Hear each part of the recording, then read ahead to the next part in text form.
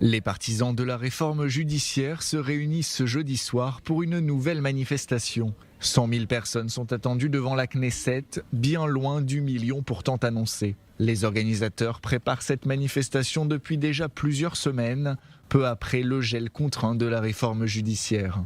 Objectif, faire pression sur le gouvernement pour qu'il fasse avancer le processus législatif et exprimer un soutien public. Les ministres Yariv Levin, Bezalel Smotrich et Itamar Ben-Gvir, ainsi que le président de la coalition et le rabbin Yaakov Ariel, ont annoncé leur présence. La police prévoit un défilé autour du Parlement israélien ou en direction du centre-ville de Jérusalem.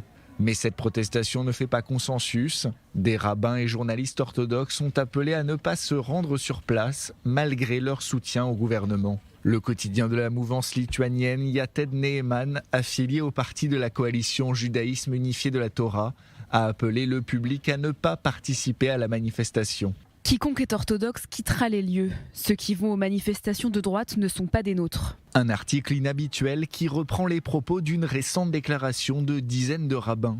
Nous y allons avec raison, mais nous n'appartenons pas à une campagne commune et nous ne nous y engageons pas.